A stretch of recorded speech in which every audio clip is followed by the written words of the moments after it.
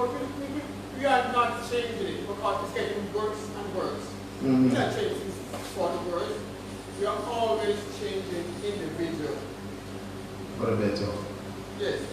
So he said, break the Sabbath of people. Try to change the world. You know? Right. Very good point.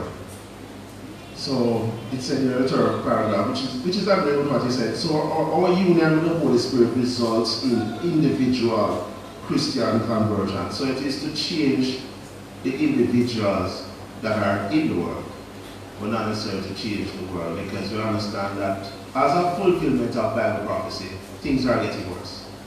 We know that Bible prophecy has told us that when we see these things, we should look up, because our redemption is right now. Right? Are we here, Richard? Okay, cool. I was just wondering if the mind was working. Yes. So we understand that it's the individuals. So by the union with the Holy Spirit, then we will see the individual. Our lives will be transformed, and then by extension, we will transform the lives of others.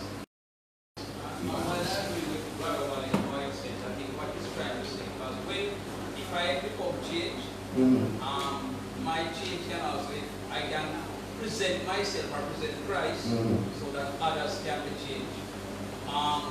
Families, one person became a Christian in a family, and by virtue of doing good and showing others in the family have come to Christ. So in effect, maybe not the entire family, but in effect, you could blanket it to say that the family has changed, because you might get more out of the family than not all. That's what I'm saying? Right. So I think maybe in that light, they are right to say they're changing the world, which in truth is different, because while the apostles have gone into communities and they have effectively affected the lives of people and present Christ to them, the entire community really hasn't changed. But those persons who have been changed have been living, and as the writer said, we see the world differently. So I think what the writer is saying, that you really making an effect and an impact on people's lives. So in that sense, you are changing the world. Right.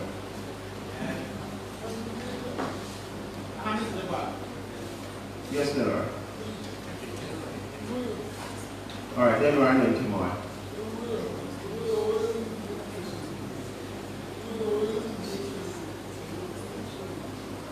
Do we only live your life?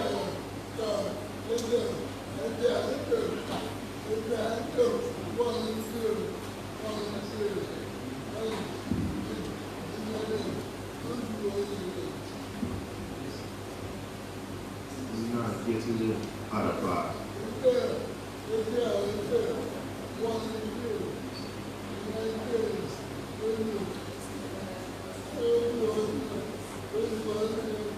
Oh, okay, all right. So he's saying that's the way you live your life. So you can't say one thing and then do another thing. So you have to, you understand? So that in itself is powerful. So thank you very much, Delron. Kemoy and then Brother Graham. I kind of disagree with Brother Lloyd to a certain extent, because when Christ came, in effect, he changed the entire score of this world that was going through. And so, in that light, we are given authority and the power to do the same. Even though things, even though cultures, even though as time progresses, the church has the mission, or is tasked with that mission to go and to effect the change, to make it better. Point in case, the whole essence of globalization has become so widespread that the world has become smaller. And you can have a young lady who can speak about climate change, and an entire country listens to her. That is in effect changing how the world sees globalization. The church, in essence, has to do something similar. We have to impact the world in such a way that we allow persons to be changed and allow the cultures to recognize who God is and who Christ is in their lives, and so in that case the world itself will change. So that's my view. Interesting. Thanks. Yes, Brother. I can't even try to explain to me Webster here. So our union with the Holy Spirit is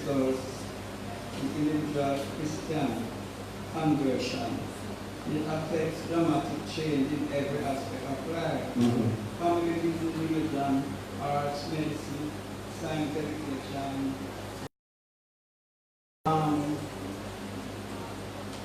I don't know, because... What you want it to be explained? Yeah, alright, give me a brief second. Yeah. There was time when Christian, even going to the doctor, they stay home and they pray. I'm not saying that the prayer not really essential, but they stay home and say, they pray and pray and pray. And the sick, right? There was no real improvement in education, because it was against the whole religion of the church in days back.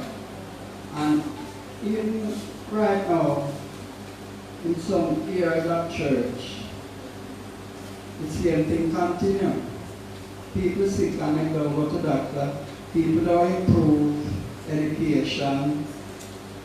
People don't take medicine and things like that.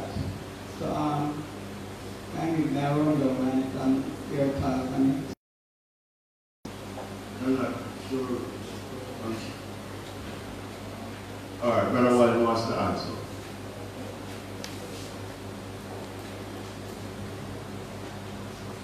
We will suffer the consequences of our actions. If we have the wrong diet, and we will suffer the consequences of those things. God is able to heal, but He doesn't heal everyone. He gives us grace to persevere to the end. Okay? And He taught us to speak. And we cannot look, when it says in that paragraph about medicine, education, and so forth, yes, it's on a personal level. Personally, yes, yes. I do business differently. Yes. I don't cheat. I bring law of the land. Right. All right? I use the latest medical techniques. We have to serve God with our hearts, our soul, and our minds. Our minds are thinking what we think with, you know? So, and next person's action affects mine. We all have free will. So if I drive fast and hit you the ground, it has no significance. It's not on you, it's on me.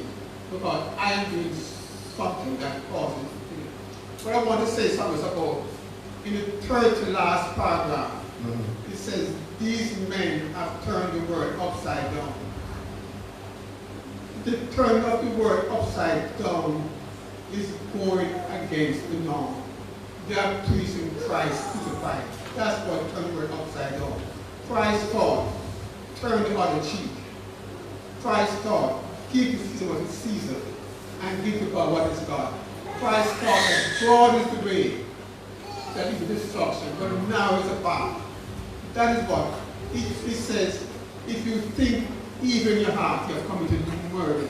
If you lust, you have committed adultery. Not only amongst the Jews, but among the Gentiles. His thinking was opposite. You know? Society still think that they get angry, that there's nothing wrong. They're not teaching, not kidding, I can't teach them one day, you know what I mean? Right. But this is how we have turned the world upside down. Right, you have to go against the convention. Alright, I saw another hand at the back. And that's it. Brother Rowley, you have your hand up? You want to say something? I saw you. Okay. Alright, so right. So Dawn, you're waving high or your hands is up? Your hand is up, alright, good. So let me hear what Dawn has to say and then we'll move into question one. Yes. I think it's the third paragraph. That said, as the weakest parts of society flock to the faith, slaves, women, orphans, foreigners, drawn by the good news that brought spiritual and physical renewal alike, the old empire began began to change. And you know, knowing the history of Rome, when the writer here said that the whole empire began to change, it wasn't the whole empire of Rome that began to change. Right? So I don't think that the writer should have put this in it. The whole empire did not change. Roman Empire did not, everyone did not change to Christianity. Did they? That's what they want to know. They didn't, but what the writer is getting at, there was a change. And you understand? So not the whole empire, but there was a change that began because of the Holy Spirit. So I think that's what we're getting at. We're not really going to go in depth into whether one person thinks his perspective as opposed to that. But the whole thing is speaking about the church's mission. I'm going to question one. You going to? All right. Right.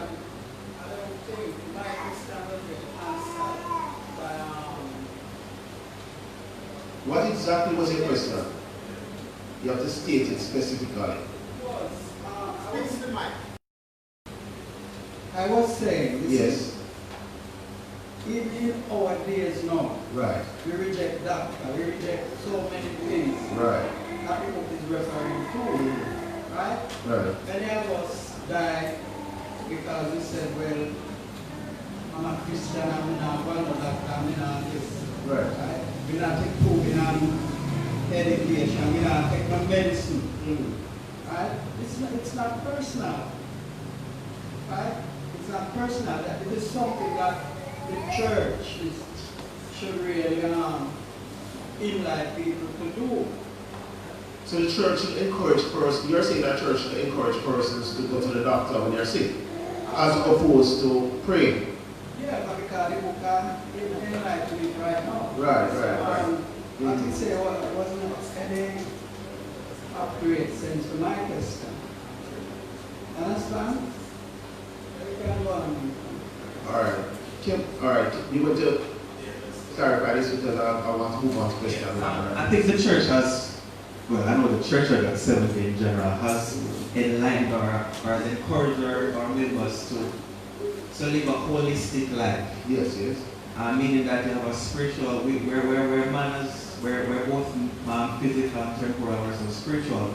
So we encourage persons to get an education, we encourage persons to live a life in their community, serving others, not just to live a life in the church, but to also encourage persons to go out, go to university. Hence why, if we're going to give an example, as a member of the youth board, I do that youth board, give scholarships to persons to go to university, and the men's ministry has a scholarship grant that gives persons go to other places like those.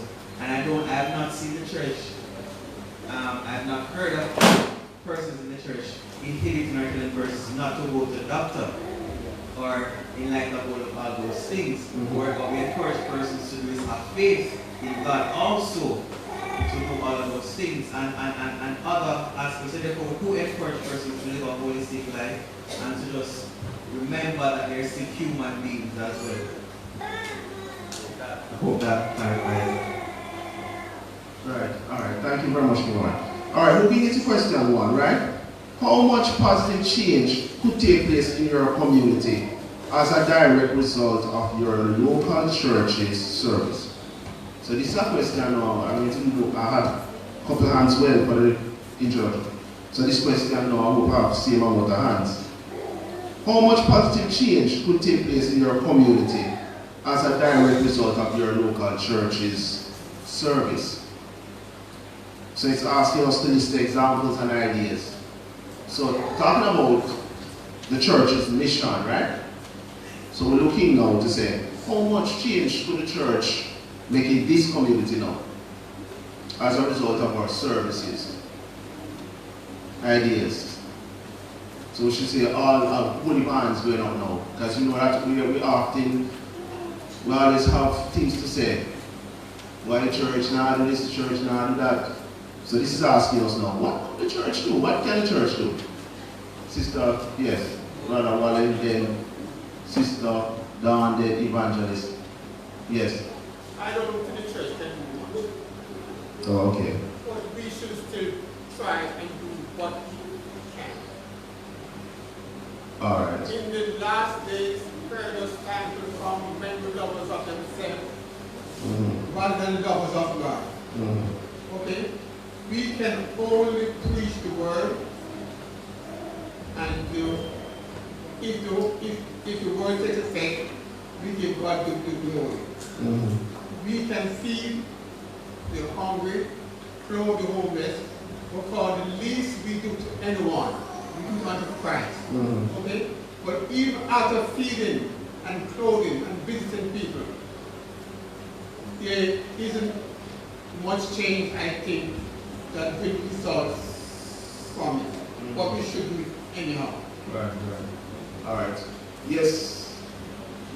Sister Dawn? Question 1, you answered, right? Okay, good. Yes, we only have crusade once per year. Is it right? So you want crusade more often? No, I'm just asking. We only have crusade once a year, right? Yeah. So during that time, you find that most of us went on the street to invite people to come to crusade. So I'm thinking that why not go on the street once, say, every 3 months and just talk to people. You see the Jehovah's Witnesses going out practically every day to invite people to serve God and all of that. So as our Church of God Seventh Day, we don't do that. We don't go out on the street and talk to people and all of that, right? And invite them to Christ. So I think that we should do, if we do that more often instead of doing just once per year when we have crusade, invite people to crusade, then maybe we'll have seen more members in the church. Right. So all right. So your suggestion is go out more often, every 3 months. So thank you very much, Sister Dawn. Looking back at over the last 2 millennia, I see the pattern of restoration of the church over and over again, and in the remotest part of the globe. In the West, where Christendom, for better or worse, has no past, may not fully realize all the errors of everyday life we take for granted are the legacy of Christian mission and truth principle. The truth is that when churches have gone into communities, so they have been tremendous impact. And I think we can, in effect, change the lives of people and change the world somewhat. Because even, and Brother while I was saying that we should go and do all of these things, people might not change. Yes, that's true. People might never come to salvation. If the church has a mission to help with feeding people, with teaching people, we have schools and other principles that are there that we teach. They will benefit and they will accept the benefit, but they might not give their life to Christ. But the truth is that we would have impacted their life somewhat, whether socially, economically, or spiritually. The truth is that even though might not be the Church of God Seventh Day, if you look at the church in a broader sense, they have impacted the life of Jamaicans. All the major schools in Jamaica, who are top-level schools, are Christian schools, are church who started the KCs, the Calabar, Calabar celebrities, so on, started that. KC colleges, and many other schools right across Jamaica. The truth is that if we as a church, and this Sister Dawn made a very good point, if we go there and we start to reason with people, we start to get involved in the lives of people, even if they don't come, you will find one out of a family and two out of a city. Biblical prophecy, when you preach and teach your word, one out of a family, two out of a city, and the mission has been long and hard, but you might only get 2 and 3. Yeah. But through the impact lives of people, they can't say in any true conscience they are not benefiting. Right. And that's part of evangelism. All right, thank you. Come on. Ideas and examples. Right. And I thank you, evangelist, for that, because we spoke me a lot about in terms of what we have to be doing. I think that the church is still stuck in the traditional sense of what church is. Yeah. And we have to realize that in the 21st century, we have to be more open-minded to what we can offer, what we have to offer.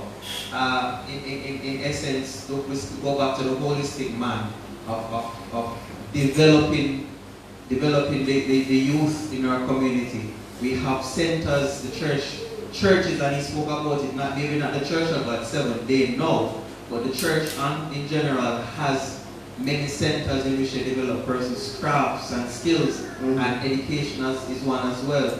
And if we're going to use our services does not have to be in a Sabbath service.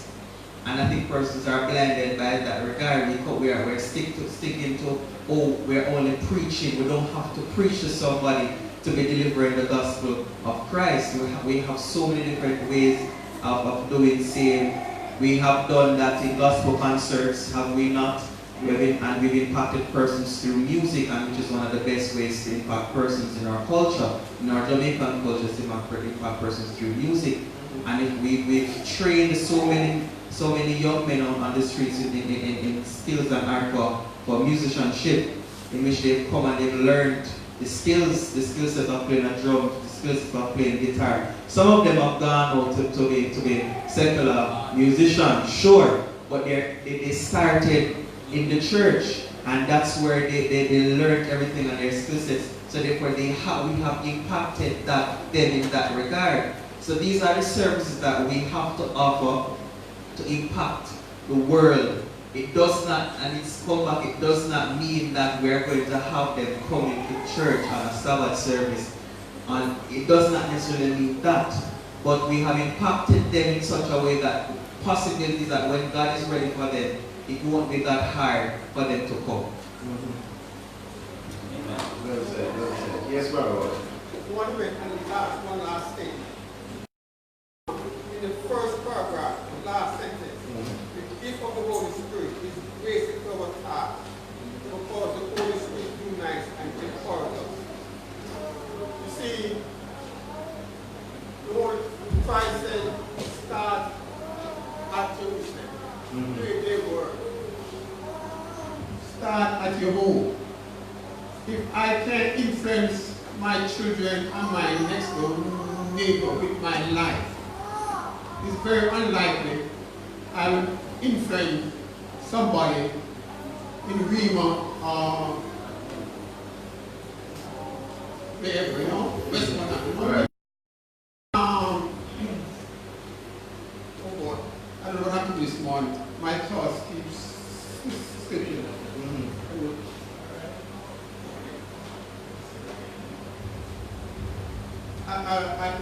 Don't worry.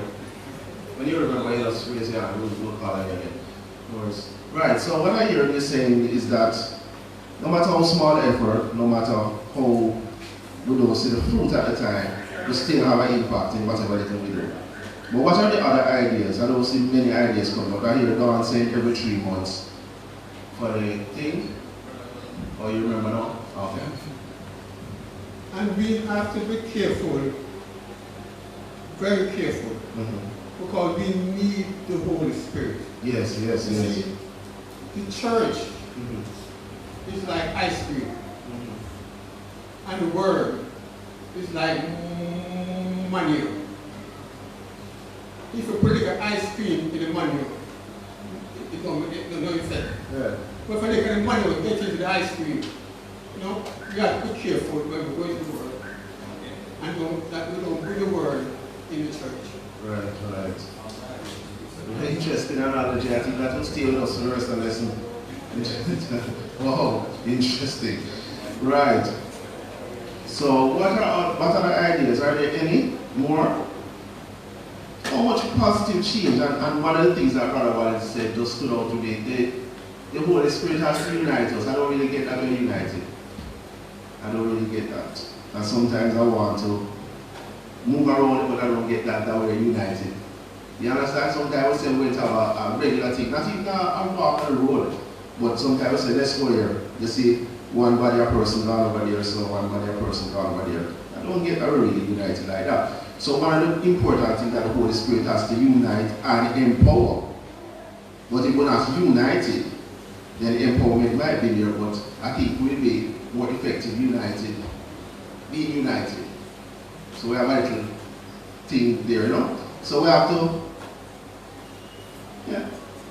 I would say that way. So examples and ideas, every 3 months we can go on the road. So that's a good good one, but then sometimes they say go out on the road to distribute. Even distributing the flyers, we have challenges because some person's gone so, some person's gone there. But God is a good God, right? Amen? Yes, yes. So the second question says to us, how much have you contributed to your church's efforts? So it's a personal question again. This is all personal questions, brethren. So it says, how much have you contributed to your church's effort? So it's, first one was asking us about different ideas and examples and things that we can do to positively impact the community. That's what the lesson is saying. It's saying the church is mission. And it's asking us for ideas and suggestions. And it's saying, what are the various ways you see that you could impact? What can you do to really touch the lives of people in the community? You know, what are the various things? And sometimes it doesn't have to be. Yes, brother Rob.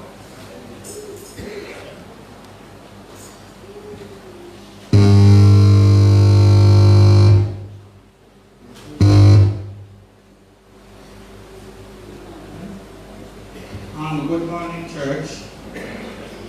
When I look at this lesson, it draw me, hurt me from inside. I'm gonna explain. It hit me like a mule, because like a mule kicked me. Yeah, it's a big kick. Yes. Yeah. Because when I check it out and realize what is going on with the church and in the church, it really sometimes it bothers me, even much when I look at this lesson. In time of old, people build church in community to get community people attend church. I realize that we've gone past this long time. This is long time days when community people used to attend church. It isn't like that again. And as a church go again. If I'm in halfway tree and I want to evangelize to somebody about church, and they ask me where your church is, I can't even tell them that I name Christian Lane, or what's it be a name. Because I think from them hear that, and from them experience that, it won't bear no fruit. If I'm in Edgewater, and I say I have a church, an evangelist about a church in Crystal Lane, I guess it don't bear no fruit. So the days of building church in a community, it done away with. We want to be in halfway tree and we tell somebody about the church. And then board the bus from halfway tree and then come off at a spot where we know so well then fine, you jump off a bus, your church is there. Your church finish, you jump on a bus, you're gone back. Even downtown, anywhere.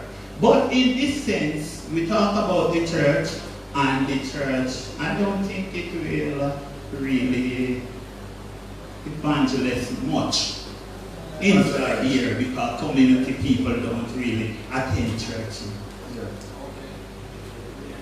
So you're saying, sorry, I'm watching you online while I'm talking to you. It's interesting. Right, so we give God thanks for this medium. But your point is a very good point, because the dynamics of things have changed as it relates to church. The church is now on the phone. So no longer do you have to know where Crystal Lane is. It's on the phone.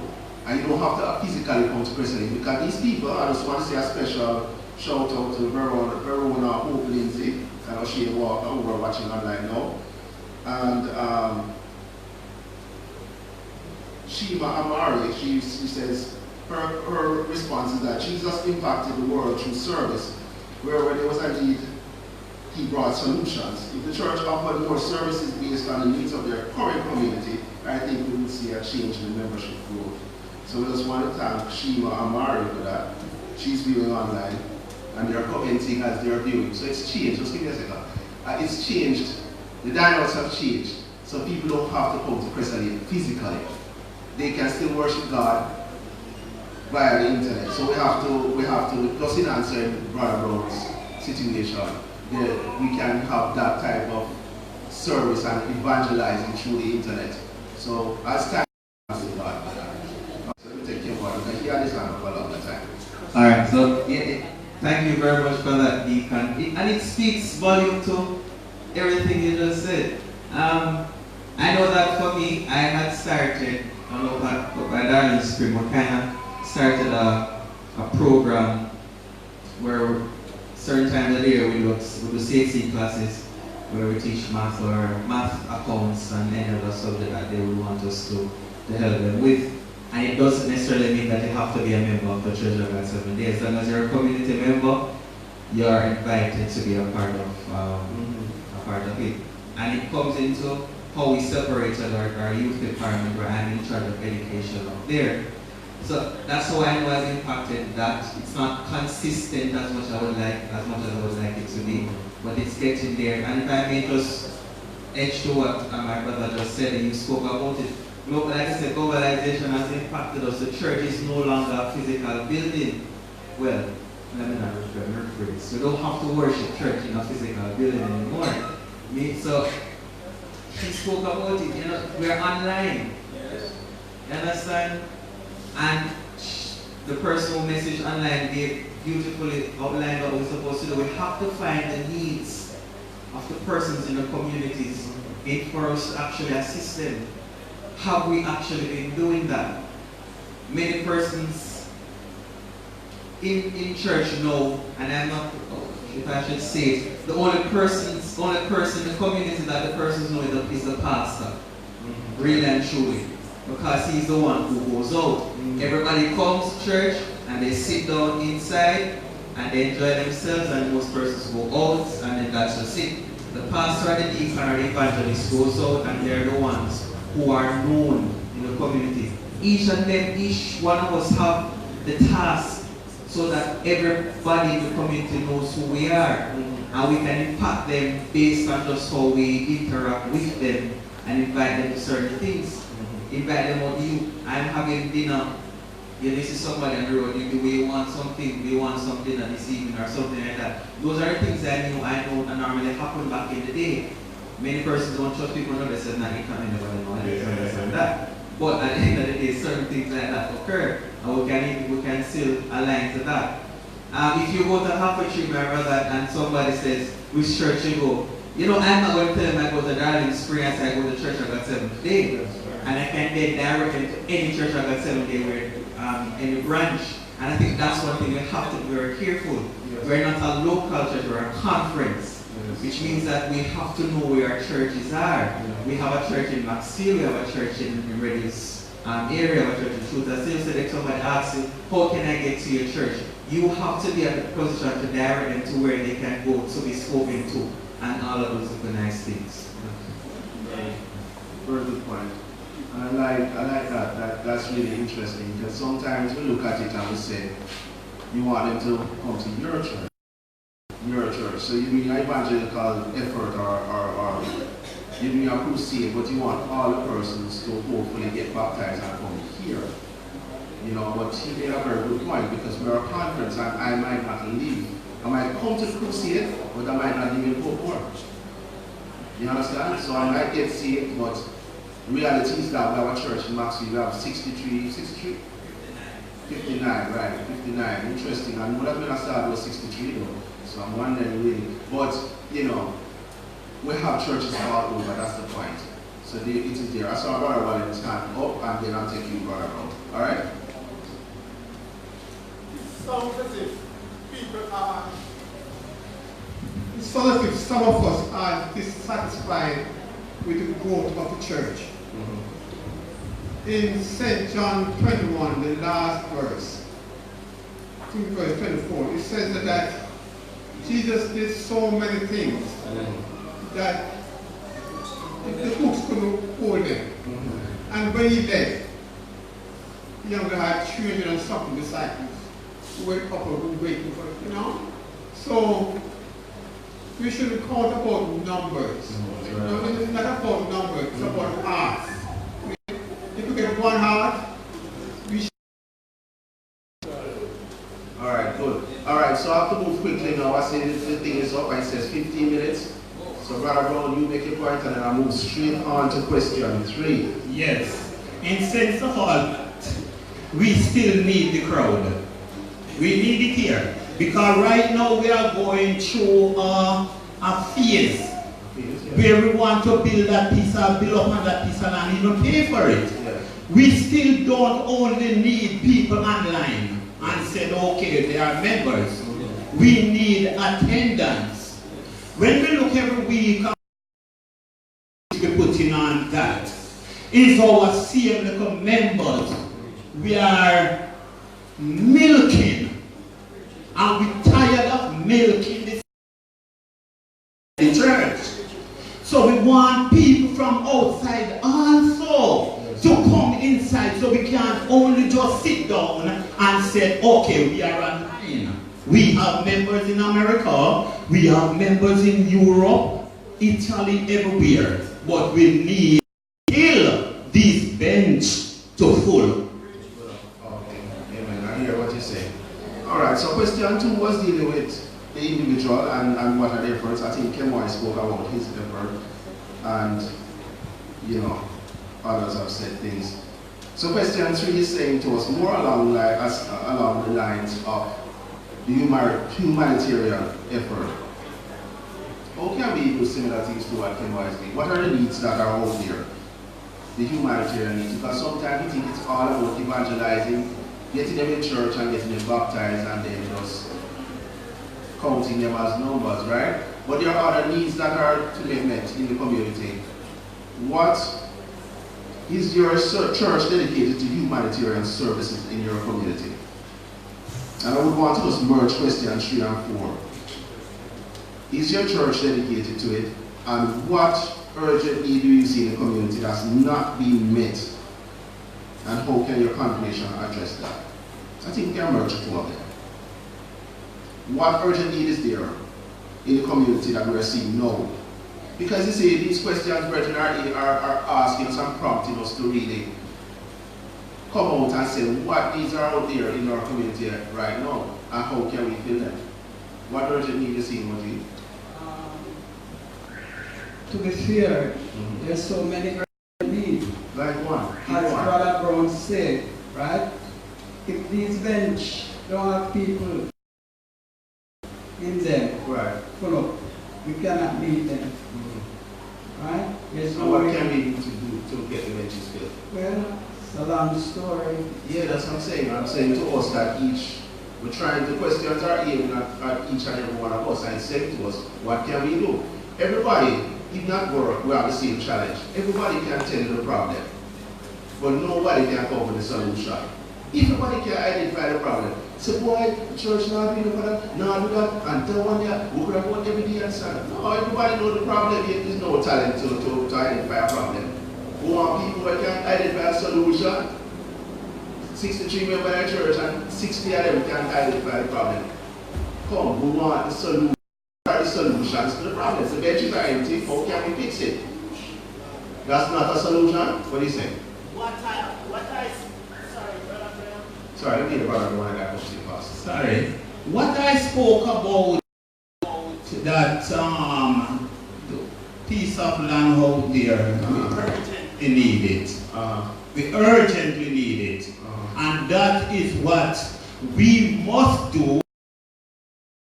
To embark on to get it, because I spoke about coming from Africa, jump off a bus, jump in a church, jump out of a bus, out of the church, jump back in a bus. Right. So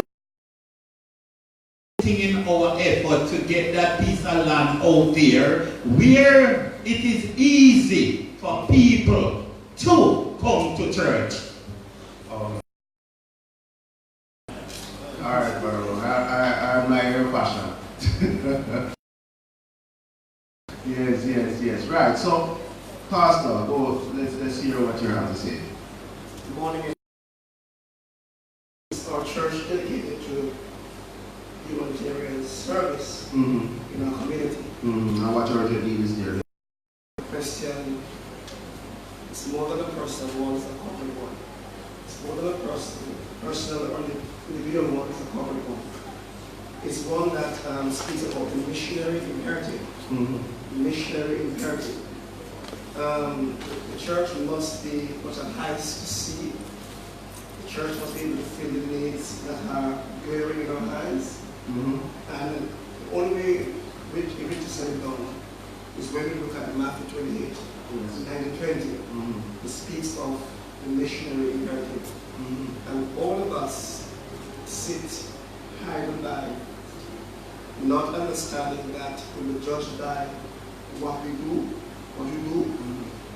Then it is said that those who know enough to be saved, knows enough to evangelize, and we feel that evangelism failed without evangelism, without an effort being made by you and by me. The efforts have been made by let us idly say and doing what we're supposed to do. The fact is, we are not doing what we're supposed to do. Every single individual in this church, we have a responsibility to declare the truth of God's word to the man in the street. Everybody. So there's no excuse. It is one rule, one law. It is one kingdom, all must enter into. And all of us will be judged by that God has said that we should continue to do. And the point I'm trying to make here is that there's no excuse for an excuse. Thou art inexcusable, O man. And so we have got a responsibility as an individual to volunteer our service in the community, volunteer our service in the neighborhood, to tell someone that Jesus Christ is the Lord and King. Without that, we'll be seeing the benches and we will always say that they're out there, and every want to become a member of the body of Christ, you have a responsibility to go out there and to do what the Lord bids you to do, bids me to do. So there's no way in which we are going to get away from this. All responsible. The pastor, the deacons, and the ones charged with responsibility to speak to those who are in church. As long as you are saved, baptized, filled with the Holy Ghost, going on with the Lord, our responsibility goes along with us. We must do what the Bible said. Matthew 28, 19-20. Yes. All right, before I take the hands. So I am in the inner city, right? And I don't have a job, don't have any food, probably have 2 baby mother and thing, right? But we're saying evangelizing, which is good, but I don't know, do we get the feeling that if I don't have food to eat and stuff, that the question is really asking us about what humanitarian needs are out there. And there are some real issues that are facing the individuals, and I think that's why the question is getting at it. It's saying really and truly, people are out there hungry, don't have no work and certain things. Are we catering to that need? Are we just saying to them that God say you must be saved, you need to be baptized, you need to go to church and this and that?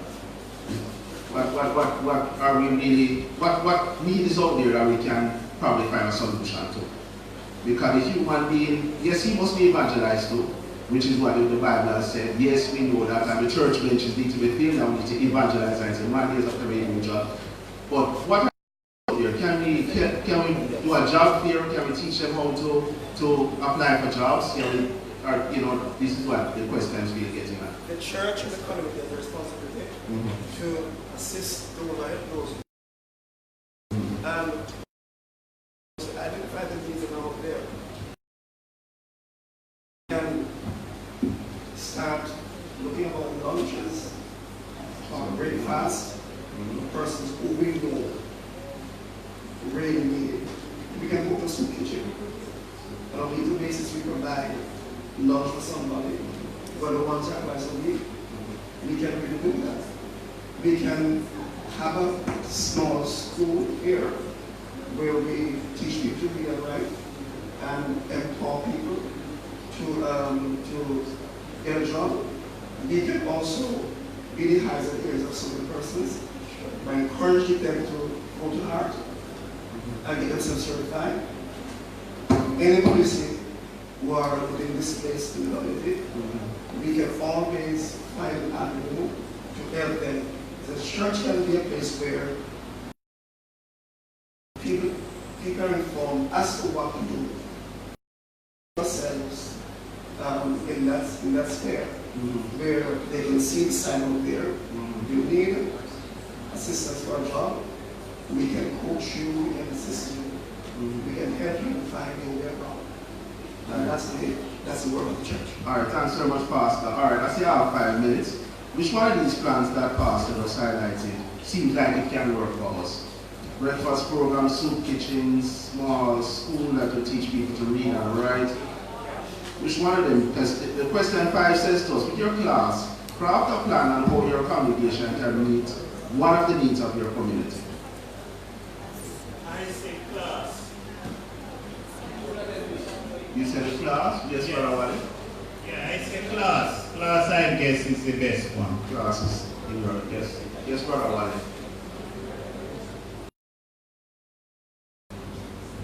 And then came out, I see your hand now. I'm not going back to question 2, no? Because it says, how much have you contributed? Tithes and offerings are very important. Right. Without money, you can't do anything. Yes. It's a very good point. We touch the issue too. Yes. Our brother came out. That's true. Without money, we can't do a lot of things. But the church has many persons who can find means and ways to get money. I don't know, but I think we really have to move past the traditional sense of church and how we do things, and it continues in that regard. Yes, tithes and offering is for the operation of the church body, but there are many entities in this in the Jamaica that will assist us if we need money for programs.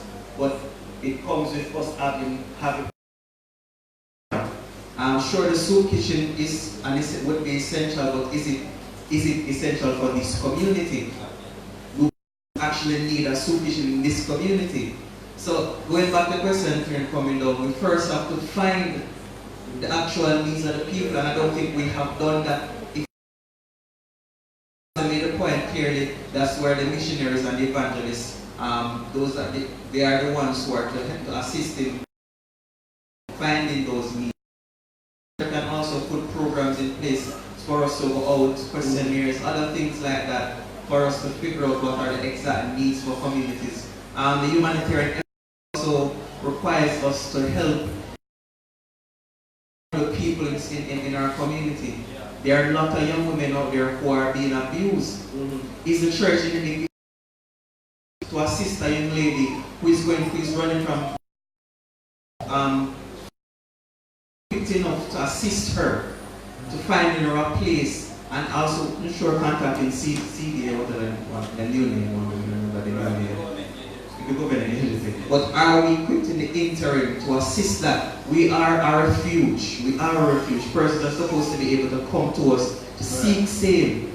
So therefore, if a lady come from if a gunman come on and seek shelter, are we able to equip and to assist him to change his life and go forward? These are the things that the church should be able to do. So we have to find those needs to be able to assist them.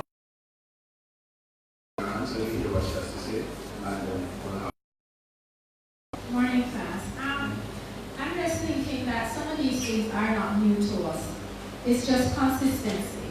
We have not really been as consistent as we ought to.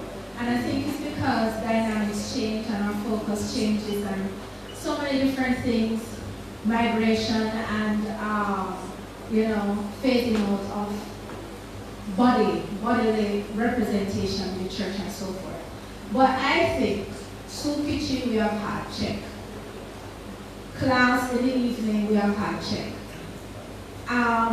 Infirmary visits we have had, check. And the list can go on.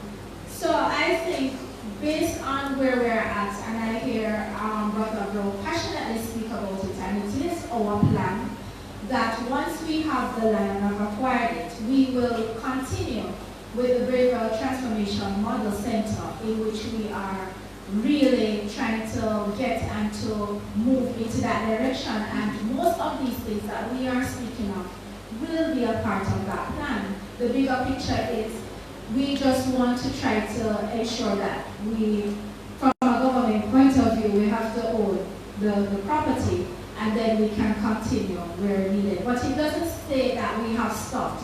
It's just that it probably is not on a holistic, wide-scale endeavor as we would have, but persons are still going among the needy, persons are still going in the inner city communities, giving what is necessary and making a difference wherever we are as a Christ-centered church. Yes. This lesson is just what we're doing 2 years ago. When about 30 or so more persons coming here from the community to school every evening, Monday to Thursday, the chapels. We have 12 those chapels. And community, see there, some evidence.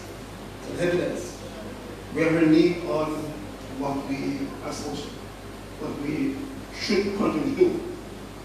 The soup kitchen, we had soup kitchen around here, where no person, we should not have stopped.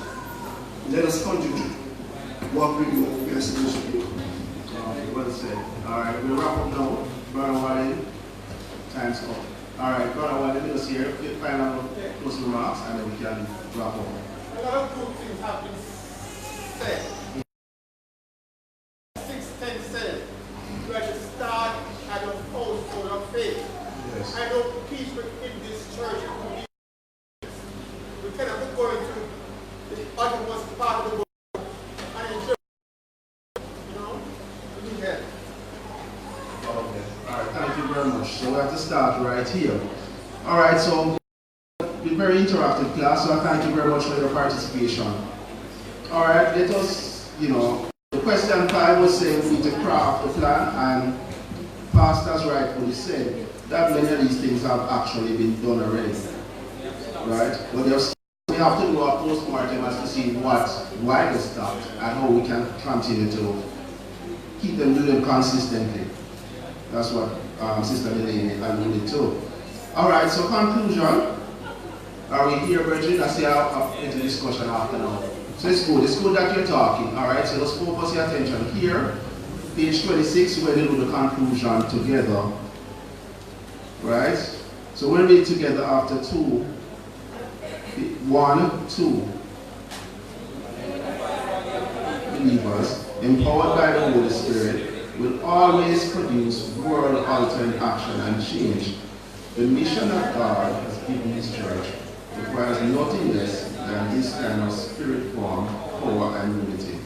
When we minister like this together, partnered with God, the world shakes. As agents of the kingdom, let's continue to bring the healing power of God to the world. Glorify Jesus Christ. I thank you, the exact five people that read along with us. So we have unity issues, but we're working on it through the Holy Spirit. All right, application says find a way to serve the physical and spiritual needs of one person in your life. Amen. So that is it. I want to also thank the persons. I want to say happy Sabbath to Sister Lily Barnes, who's viewing online, and thank the persons online who have interacted as well. So it's quite good, We have persons online interacting and sharing and partaking of the Sabbath school lesson. Alright, so thank you very much as well. You have been a good audience, very participative, and we hope that you will put everything that we have spoken about into practice, into making a difference, and not quenching the power of the Holy Spirit. Alright, so thank you very much. Ask the